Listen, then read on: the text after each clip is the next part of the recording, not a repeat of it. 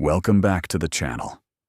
Today, we are investigating one of the darkest and most misunderstood legal disasters in early American history, the Salem Witch Trials. This is not a story about real witches. It is the story of how fear, rumor, religious certainty, and invisible evidence became arrests, trials, and executions. By the end, we will uncover why the accusations spread, why innocent people could not defend themselves, and what finally brought the panic to an end. In 1692, a court in Massachusetts accepted a kind of evidence that no one could see, test, or disprove. A witness could claim that the spirit of an accused person had appeared in a dream or vision and caused harm. The accused could be standing quietly in the courtroom while the accuser cried out, fell to the floor, or claimed an invisible attack. There was no wound to examine. There was no weapon to recover. There was no physical act to prove. Yet the accusation could still carry the weight of evidence. Deny the charge, and the denial could be treated as stubbornness. Remain calm, and the calmness could be called unnatural. Show fear, and the fear could be interpreted as guilt. Confess and name other suspects, and the court might delay your punishment. Within months, neighbors accused neighbors, families divided. People with respected reputations suddenly found themselves in chains. More than 200 people were accused. 19 were hanged. Giles Corey was pressed to death after refusing to enter a plea. Others died in jail before the crisis ended. But the most disturbing question is not whether witches were secretly hiding in Salem. There is no reliable evidence that the accused possessed supernatural powers. The real mystery is how an entire legal system learned to treat fear as proof. How did private suspicion become public testimony? How did visions become evidence? And why did the panic continue until the rules of the court finally changed? To understand Salem, we must enter a community that was already divided before the first accusation was spoken. The name Salem suggests one town, but the crisis grew from tensions between Salem Village and the larger Salem town. Salem town was a prosperous seaport with merchants, ships, and connections to the Atlantic economy. Salem Village lay inland, where farms, property boundaries, church disputes, and family rivalries shaped daily life. Many villagers wanted greater independence from the town. Others benefited from the existing political and commercial relationship. The division was not simply rich against poor or farmers against merchants. Families and interests crossed those categories, but the community contained long-standing disagreements about taxes, land, leadership, and religion. At the center of one dispute stood Reverend Samuel Parris. Parris became minister of Salem Village in 1689. Some families supported him. Others objected to his salary, his conduct, or the property granted to him. Church membership carried social and spiritual importance. Arguments over the minister became arguments over who belonged, who held authority, and whose judgment could be trusted. The wider colony was also unstable. Massachusetts had recently lost its old colonial charter and was adjusting to a new government. War with France and its native allies affected the northern frontier. Refugees carried stories of raids, burned settlements, and sudden death. Disease remained a familiar threat. Bad weather or a failed harvest could become evidence that God was displeased. Puritan New England believed in an active supernatural world. People believed that Satan could tempt individuals, form conspiracies, and attack Christian communities. Belief in witchcraft was not unique to Salem. It was common across Europe and colonial America. What made Salem different was not belief alone. It was the way local fear, legal authority, personal conflict, and religious certainty reinforced one another. The village was not waiting for a witch hunt, but it contained the conditions in which one accusation could become many. During the winter of 1691 and 1692, Betty Parris and Abigail Williams began displaying disturbing behavior. They experienced fits, made unusual sounds, moved in ways observers could not explain, and complained of invisible torment. Other young people soon reported similar experiences. A local doctor reportedly found no ordinary physical cause and suggested an evil hand might be involved. The surviving records do not give us a medical diagnosis. Historians have proposed stress, illness, social pressure, imitation, deliberate performance, and combinations of these possibilities. We cannot know exactly what every afflicted person experienced or believed. What we do know is that adults began asking for names. Who was causing the suffering? That question transformed unexplained behavior into a criminal investigation. The first 3 women accused were Tituba, Sarah Good, and Sarah Osborne. They were vulnerable in different ways. Tituba was enslaved in the household of Samuel Parris. Sarah Good was poor, often dependent on others, and known for confrontations with neighbors. Sarah Osborne had been involved in disputes over property and had not regularly attended church. The first accusations therefore fell on people who were already socially exposed. Their reputations made the charges easier to imagine. On March 1, 1692, magistrates examined the 3 women. Sarah Good denied the accusation. Sarah Osborne denied it. Tituba eventually confessed. Her confession changed everything. Tituba did not merely say that she had practiced witchcraft. Her testimony described a supernatural world filled with strange creatures, invisible forces, and other servants of the devil. She named Sarah Good and Sarah Osborne. She suggested that more witches were operating in the community. A case involving 3 marginalized women suddenly became evidence of a hidden conspiracy. The confession gave the magistrates what they were searching for. It explained the unexplained. It confirmed their fear that Satan had organized an attack on Salem. It also created a pattern that later defendants could understand. Those who denied the charges remained dangerous suspects. Those who confessed could become useful witnesses. A confession did not guarantee freedom, but it could delay execution and transform the accused from an enemy into the source of information. The system began rewarding stories that expanded the conspiracy. Every new name appeared to confirm that the threat was larger than anyone had imagined. Every new accusation made the earlier accusations look more believable. Tituba's testimony must also be understood within her lack of power. She was enslaved. Later accounts suggest that Samuel Parris pressured or abused her before the confession. The exact details remain debated, but her legal and personal vulnerability is beyond question. Her words were recorded by men who controlled the examination. We do not possess a simple, unfiltered statement of what she believed. What survives is testimony created inside an unequal interrogation. Yet the court treated that testimony as a map of an invisible enemy. Once the idea of a conspiracy entered the proceedings, the panic could move beyond the social margins. Respectability was no longer protection. The accusations soon reached Martha Corey, a church member with a respectable position in the community. Corey had expressed doubt about the afflicted people and the growing investigation. Her skepticism did not protect her. It may have made her more threatening. If a respectable church member could be accused, then anyone could be hiding a secret alliance with the devil. Rebecca Nurse was elderly, respected, and known for her religious character. She was also accused. Her supporters signed petitions defending her reputation. The accusations continued. Reverend George Burroughs, a former minister of Salem Village, was arrested in Maine and brought back for trial. His position as a minister made the charge especially frightening. If even a clergyman could secretly serve Satan, then ordinary signs of goodness could no longer be trusted. The panic created a world in which reputation could be reinterpreted. A difficult personality became evidence. An old argument became motive. A successful farm could produce suspicion. A refusal to confess could appear prideful. A prayer spoken imperfectly could become a sign of evil. Even strong religious conduct could be dismissed as a disguise. This is how a self-protecting belief system works. Evidence against the accused proves guilt. Evidence in favor of the accused proves deception. The theory cannot lose because every contradiction is absorbed into it.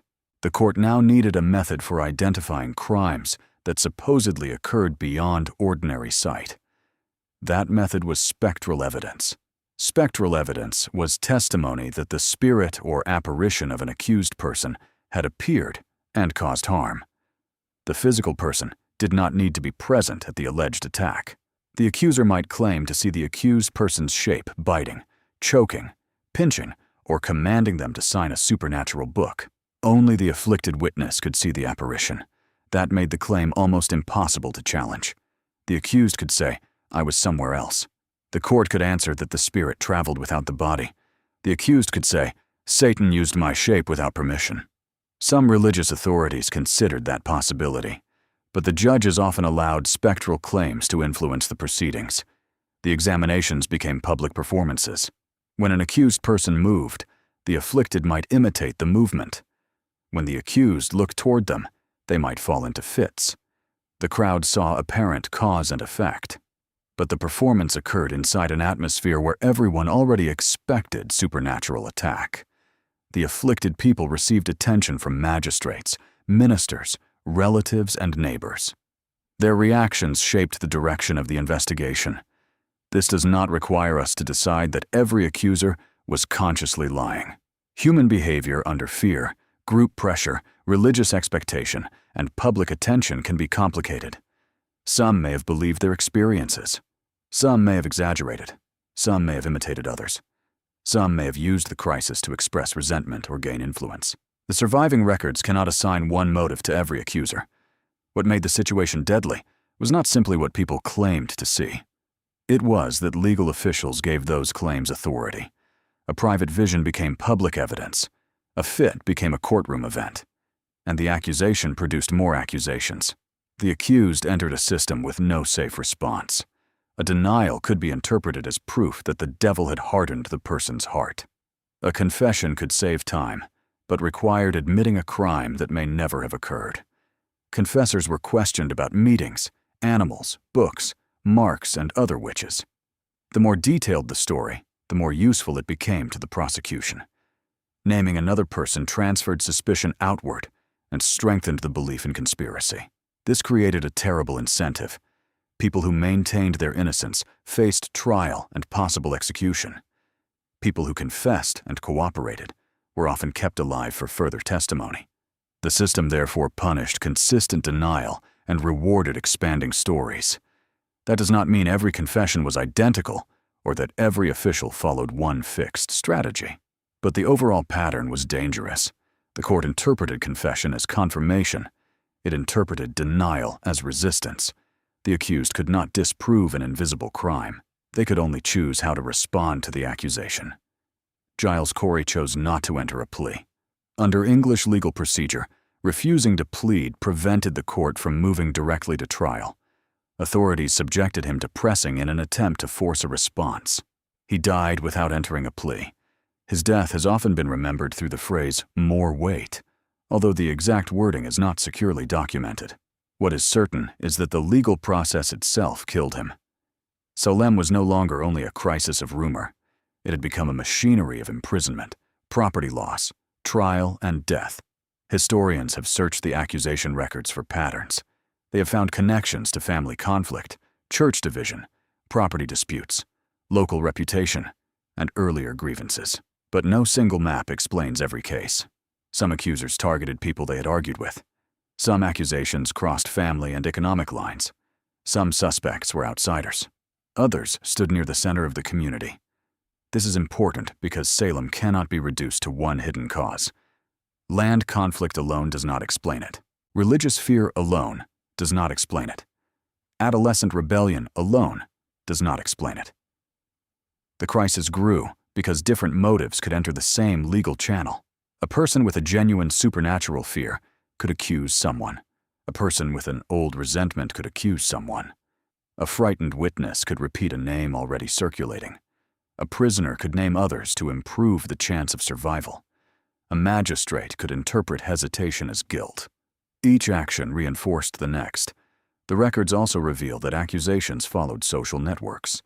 People did not choose names randomly from the entire colony. They accused people they knew, had heard about, or could connect to existing suspicions.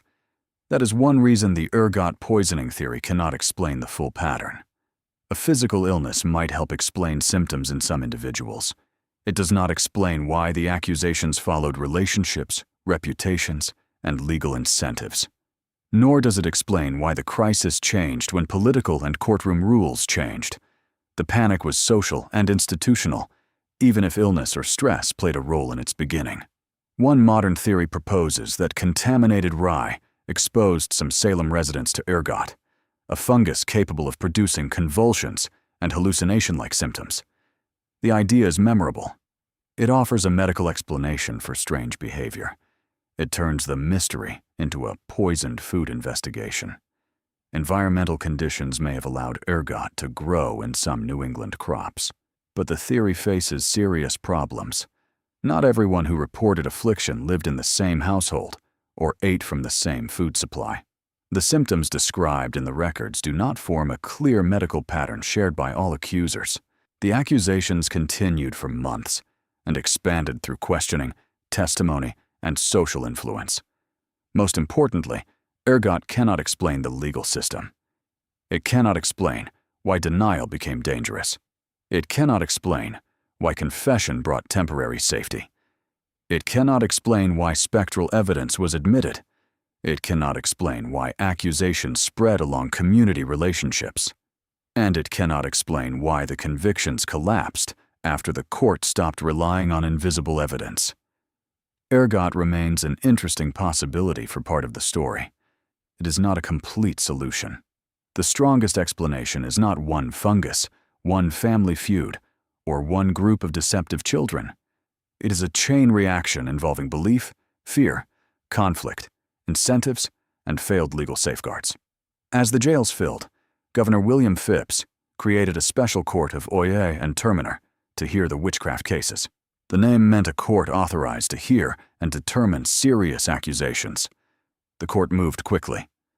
Bridget Bishop became the first person executed after trial in June 1692. More executions followed during the summer. The trials included ordinary testimony about arguments, threats, illness, strange events, and damaged animals.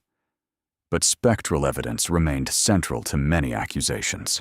Some ministers warned that the devil might appear in the shape of an innocent person. The concern created a serious theological problem.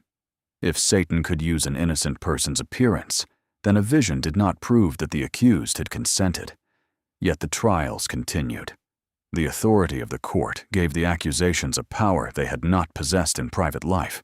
A frightened claim became a deposition. A deposition became an arrest warrant. An arrest became imprisonment. Imprisonment encouraged confession. Confession produced more names. More names justified the belief in a conspiracy. This was the engine of Salem. The system generated the evidence that it then used to prove the system was necessary. But the panic eventually reached people connected to political and social power. Accusations spread beyond Salem Village into neighboring communities. The number of suspects grew. Doubts became harder to ignore. The colony's leadership began to recognize that the method could accuse anyone. A witch hunt can survive while accusations remain focused on people with little protection. It becomes politically dangerous when the same logic reaches respected families and the circles of government. By the autumn of 1692, skepticism was increasing. The evidence appeared less reliable. Confessions contradicted one another. The scale of the supposed conspiracy became difficult to accept.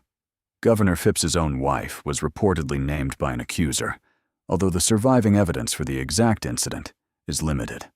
Whether that accusation directly changed his policy or not, the political danger was clear. A court based on invisible attacks could reach any household. In October, Phipps stopped the court of Oyer and Terminer. A new court later heard the remaining cases under different rules. Spectral evidence was not accepted as sufficient proof. The result was dramatic. Most of the remaining defendants were acquitted. Others were reprieved or pardoned. The witches had not suddenly vanished from Massachusetts. The legal standard had changed. Once the court demanded more reliable evidence, the prosecution could no longer produce convictions at the same rate. This is the central clue in the entire case. If an epidemic, poison, or secret supernatural force had been driving the trials, changing courtroom procedure should not have ended the crisis so effectively.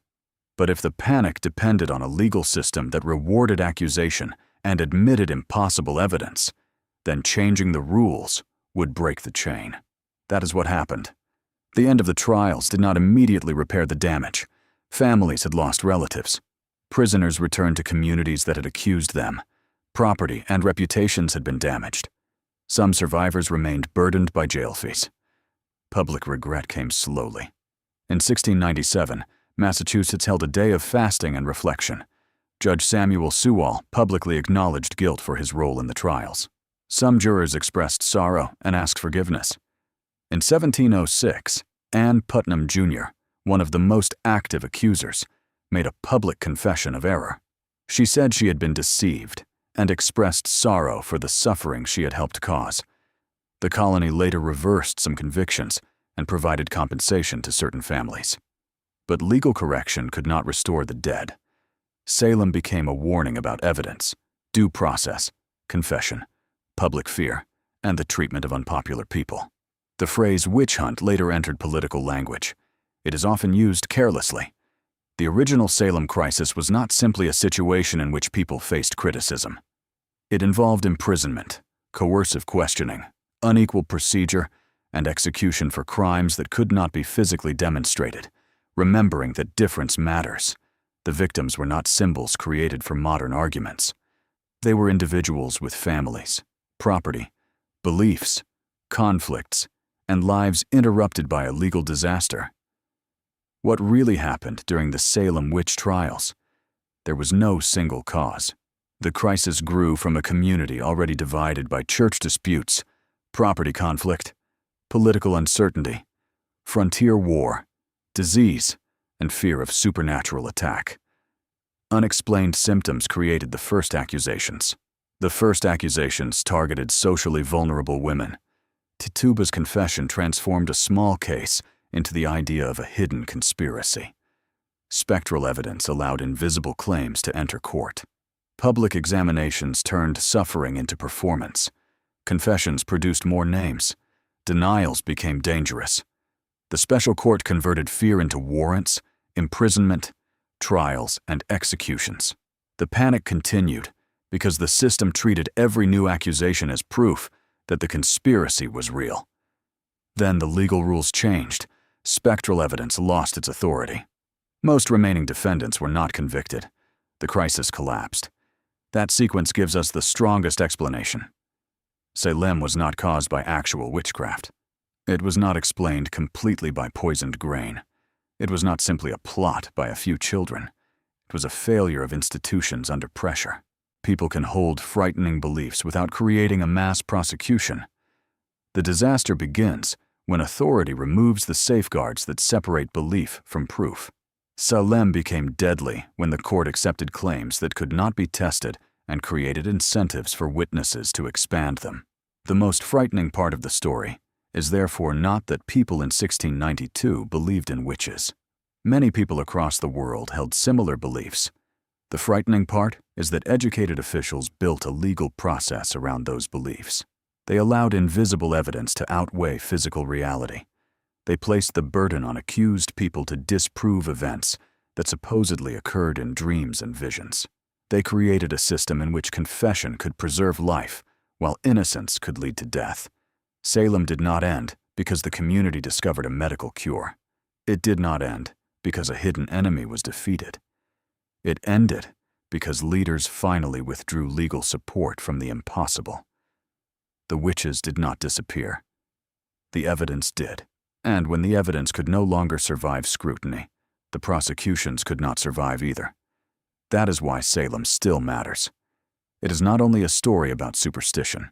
It is a story about what happens when fear enters a courtroom, when accusation becomes identity, and when a system rewards people for naming the next enemy. The victims were never witches. They were people trapped inside a process that had forgotten how to doubt.